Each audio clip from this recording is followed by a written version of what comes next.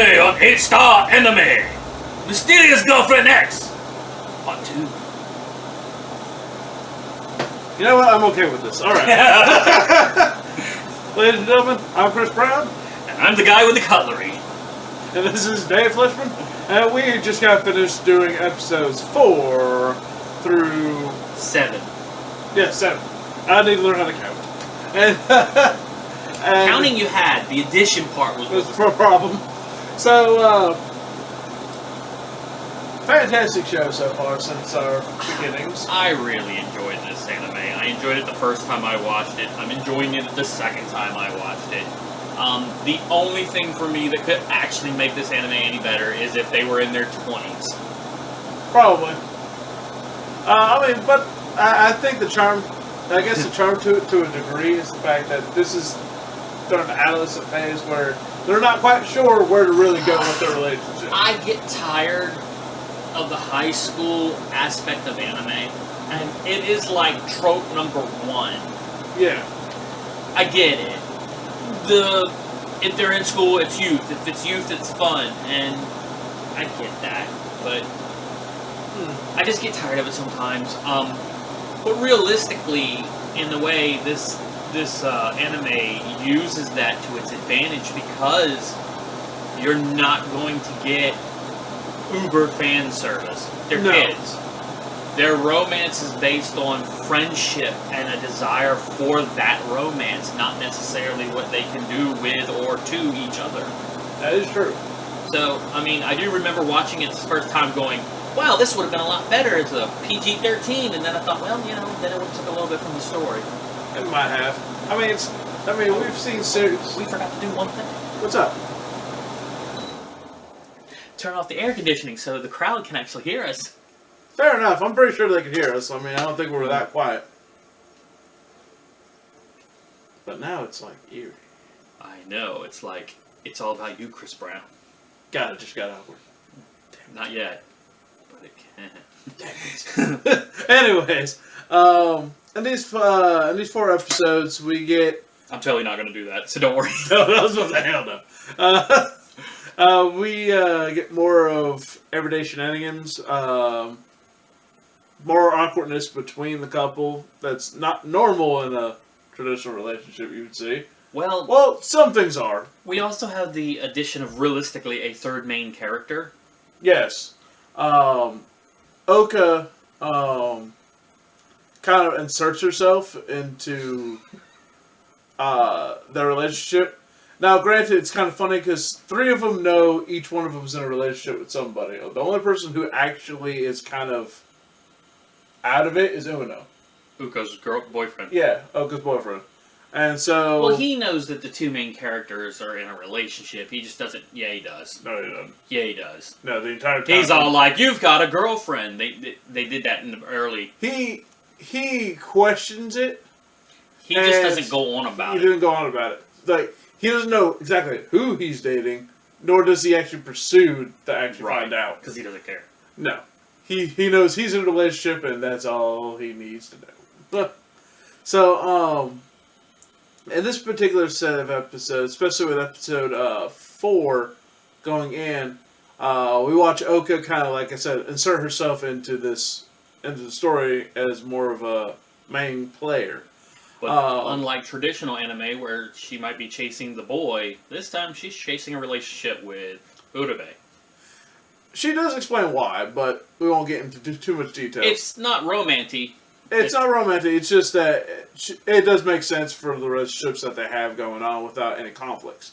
The thing about it is, this is the first time we see Urube enjoy lunch. Normally she's sleeping through most of her time. I think this character really puts Urube on her back foot. She does. She makes her uncomfortable. But to a degree, she's another character that we see throughout the episode. Can partake of the special bond. Yes. You were trying to think of a way to say that. I really was. But you said it with some grace. Thank you. So, we'll stop there and we'll keep ahead of ourselves. I know, right? And from that point on, we see what's considered like, oh, well, Urabe can actually have a relationship that's not her boyfriend. Yeah, And I kind of like that a little bit. as much as she's like, I don't need a friend, she's got one. Yes. And she's willing to Put up with Put up Urabe's with it. weirdness. yeah. But to be fair, Oka has a bit of weirdness herself. Well, weirdness to a degree of someone who's very energetic and outgoing. Well, she has the Oh. appearance of the quiet little nerdy girl, but she's kind of a bit of a closet freak. Mm-hmm. Because she does share a lot of things that her and Uno do that Are still PG. we're still in the PG realm, but it's like now we're seeing two different relationships happen at the same time. We're watching more traditional relationship between Uno and Oka. You know, the typical Yeah. kissing, holding hands, going on dates, stuff like that from Sabaki and Urabe, who are, alright, here's your taste of drool for today. Don't touch me. You know, I shall cut you I with shall my cut you with panty scissors. scissors. I'm like, okay. There's a sentence that never needs to be repeated. No, not really. It just happens a lot, though. It really does. And it's just one of those things. So that's what we kind of get at episode 4. Now, I get my episodes mixed up a little bit. No, sorry, episode 5 is just the war. Episode 5 is the It's the swimsuit. swimsuit where they go to the When they go to ocean. the beach. And this is where it gets awkward. You fell asleep. And, and so, guys, And you've seen one pubescent anime girl in swimsuits. You've seen them all. no, that's not really what I was getting at. But yes, you're right. And, this episode, we get to the point where it's summertime, summer break, and Them damn bugs are everywhere. I don't know what you think is about cicadas, though. I hate them. But we get to the point where Beach is one of the things he wants to go on a trip with. He's really gung-ho, like, alright, I get to see my girlfriend in a swimsuit. She agrees. And we get to the beach, and he's like, alright, well, she's already tanned, because apparently she had gone to the beach with her family a week prior. Not a big deal, but all of a sudden she's not wearing a full swimsuit. She's wearing one of those shawls, and it's like, I want the real thing. Oh my. Huh, why can't I have it? And then she's like, oh, here's... No Diet Coke for our boy. Nope. Of course, at that point she reveals that she got tan lines that she was just trying to hide. Tan lines being her scissors were on her person when the sun got to her. Yeah. So, what can you do? And so... So have you seen this anime, Mysterious Girlfriend X? There's this chick with a scissors. I don't know why. I mean, it's right there. There. Episode 6, we get to the... Actually, I think 6 and 7 kind of almost go hand in hand a little bit. Yeah, they kind of do the sports festival. They're kind of doing... he deals with getting Sick and whatnot. And So it's more the no. slice of life. 6 had a little bit more of... plus the old Crush showed Crush up. Yep.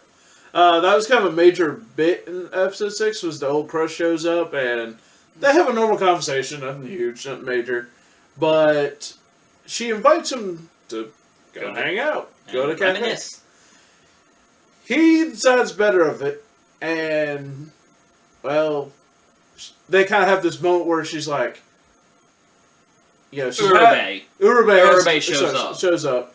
Has this moment of, yeah, I'm glad, you know, he chose me, but boy, would I be sad if he chose her. Yeah, she's very stoic, Mm-hmm. Vulcan-ish in her display of emotions, and that's part of the whole.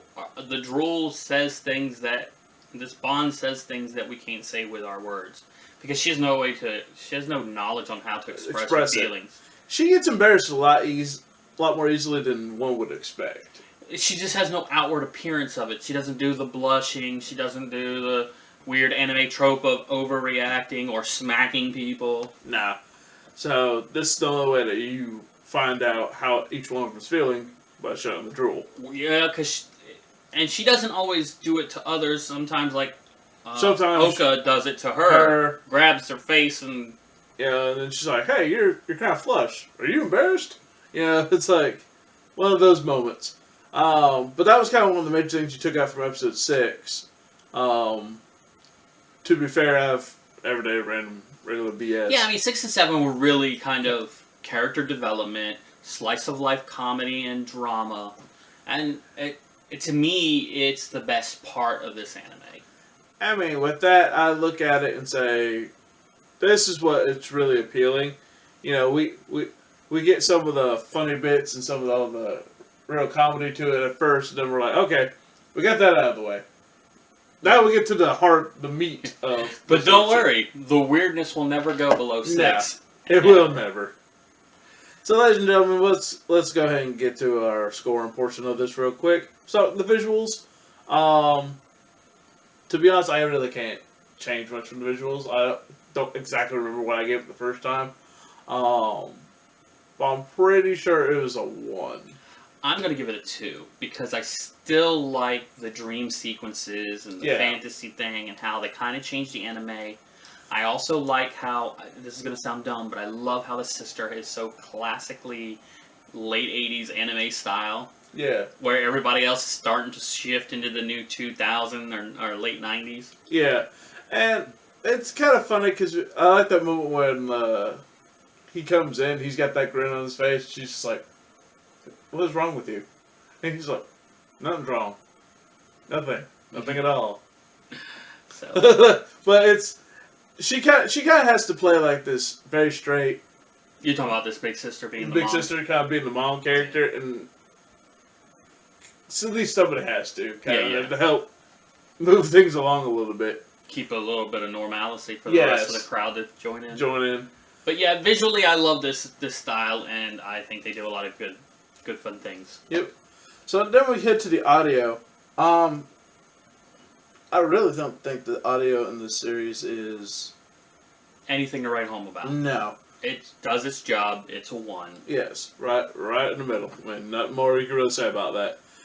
Story in this instance, I like a lot. Yes. Because we're getting much more character development. They're adding a lot more players to it. Especially when we start adding in Oka to the list. I was going to say, Oka's dynamic with Urube is interesting. And her dynamic with Tsubaki. Yeah, because she treats him like he's just a normal person.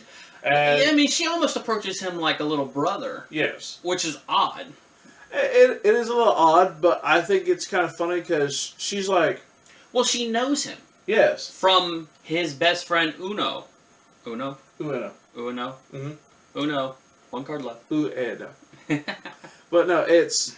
But yeah, she already knows him. She's got the secret inside to his head. Yeah. And so, it's like the portion where she invites him to go to ice cream. Right. And it's one of those things where he's hesitant because he's like... I don't want to be in public with somebody else's girlfriend. And she's like, you're his best friend. And he trusts you. Yeah. I don't see why I can't trust you. Let's go. Let's do this. Let's do this. So, yeah, that's... I think it works. And then the part where we see, hey, ex-crush show up. Okay, what's going to happen? Boom, shut that down. Yeah, it's like, nope, can't do it. We got to move on. It's like, we had our chance, we had that moment, and it ain't happening now. Yeah. But I think story is very high 2. If we can go higher, I mean, but... 2 is where it's at. First rule of 8-star anime. No, I didn't say anything beyond that. I know, just saying. First rule of 8-star anime. You can only give it 8 stars. And it's one of those things where I just think it's hilarious. But overall enjoyment going into this, still 2. Yeah, 2 for me as well. You can't really take a whole lot away from it. I think it could get better, but I don't see it getting worse. I will say this. For me, and apparently for Chris, it's 2. I would not be surprised if you watching this went, what are they talking about? This is okay. I get that. It's weird and that weird is what drives the interest for me. Mm-hmm. This is no doubt one of the best animes that I've seen on Crunchyroll. I remember watching this on Crunchyroll free, and not minding the commercials at all. It was that engaging and just straight binging it quickly. I mean, there's not a whole lot I could really. There's a lot of animes I can sit there and go, man, I wish the commercials would stop Right. interrupting. But But this one, sometimes you're like, what the hell just happened. Thank God there's this Lexus commercial so I can figure out what's going on. But yeah, I mean, I'm giving it a 7 and you've given it a 6. Yes. It's not that as the relatively high score is not necessarily a reflection that we think the world of this series per se. Realistically, worldwide, you'd probably be giving it a 4 or 4 or 5 to anybody. If you've never seen this, I would definitely give it a shot, but I wouldn't be the first thing you ever watched. Maybe the third thing. Because it's... To be fair, we've not really watched too many series that we would introduce people to. That's with true. Kaijo, Bento, Mysterious Girlfriend X, Monster Mune. True. Other than the Miyazaki films we did at the beginning. And even some of the other films in the middle. It's very hard to sit there and go, hey, watch this one first. Well, I think the movies lend themselves to be an introduction better because, hey, boom, here's 90 minutes. It's a self-contained story. If you never want to watch it again, what have you wasted? An episode and a half of MASH. That's fair. And, because it's hard to do a series where I can sit there and go, oh, you really gotta give it a shot, give it a shot. Yeah. And you can't get past episode 1. You know, I mean, my favorite anime, I would not advise just... my favorite anime is Berserk now. I would not advise you just go watch that. You've got to be prepared, because it is a dark anime. A violent anime. I mean, I do have to agree, because I'm a huge fan of One Piece. And, you know... It's, what, 900 episodes? I can sit here and be like, alright guys, you really gotta get the series, but good luck catching up. You know, because you'll be at it for a while. You better get like 2 bottles of Gatorade and a colostomy bag, because you ain't going anywhere. I mean, the reason I would suggest this is because, hey, it's fun. Only 13 episodes. And we're halfway there. So it's not one of those like, oh man, I gotta sit through this, But how many arcs is this? Why haven't they found the One Piece yet? What's going on? No, it's still self-contained for its 13 episode goodness. So I think it's right where it needs to be. You know, I laugh because I do compare a lot of stuff to manga and whatnot, and 13 episodes is enough. I don't see a reason to go beyond. I totally disagree. I would like to see their story continue because I like the characters so much. I mean, especially if we don't know what grade they're in, like what, 11th maybe? What's funny about this series is they play they do the Simpsons and Family Guy gimmick where years and years go by, but nobody really ate. Maybe in the manga, but not in the series. It's all one school year. It contains itself within a school year because it's easier to do this way. And in the manga, they give you that kind of like, ignore the fact that they should be 30 years or graduating by now. Just kind of go with the flow. Right. And so... Perpetual high school. Yeah. Just so we can get a story across saying, hey, this is what's going on. This is an event that would happen during the time. See, I'm a grown adult, and I like to see evolution of a story, not just, development of characters. So that is why a lot of times when I look at some animes, I'm like, I wonder what the next chapter would have been. Granted, they don't go too far into this, because I can't remember exactly how far they go, but... And again, you're referencing the manga. Manga. Okay. Now, I'm referencing the manga compared to this, and I'm thinking there's only... To be honest, there's only 2 story arcs, 2 major story arcs I thought was interesting to this. Okay. One is there's a lookalike of Urube. It's a clone, because why not?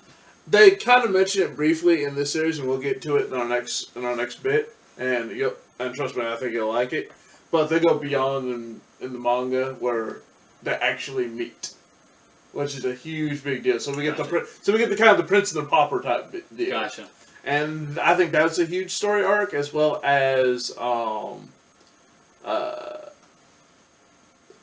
the fact that they do there's a school festival bit with I them think that's in the anime. them doing the movie. I could be wrong, but I do know there's this big school festival. No. The first school festival we'll get to is with the girl. Yeah. Let's not be too many. I'm not being too spoilish. I'm going with the manga. That's why I'm talking about it, because you'll never see it in the anime, no matter how much I talk about it. The one school festival part is they're in the movie, because apparently he's a ghost member for a film club. Okay. That was a huge one, because oddly enough, the movie that they're filming suddenly is the exact story that he's living. Ah. So it becomes that awkward moment. Hey, it looks like we lost our screen. But, That's cute. It'll wrap it up. yep, ladies and gentlemen, I think we've talked enough. We've given you a little preview of what to come in store for Mysterious Girlfriend X and whatnot. And we do plan on doing more. We do plan on getting back to Drifters if y'all were really interested in that high action, high impact, go style of anime. We do also have hopefully some other things in the works. Anything you want? Yeah, any movie you think that we should watch, throw it up. We're looking. We're ready. We really are. Some things to look forward to, though. I have talked to folks at Denzicaster and Chop Socket Cinema. Couple months, look forward towards October, where we take it to the horror genre of 8-Star. I kind of want I kind of looking for ideas. There's plenty out there. I think we ought to do opposite horror. Really? Yeah, I think we ought to do like the sickest, saccharine, sweetest, cutie little bull crap we can find. That will make everybody miserable. And that is the torture that we should go through for October. Wow. I might consider that. So tell us what you think. Tell us what you think. Because I'm thinking that would be fun. But at the same time, I think the collaboration Halloween is kind of awesome. At the very least, for our Halloween episode, we definitely want to pick something potentially gruesome, dark. Who knows? So, ladies and gentlemen, until next time, I'm Chris. He's Dave. Say goodbye to the people. Oh, I could, but yeah. Goodbye to the people. Goodbye to the people.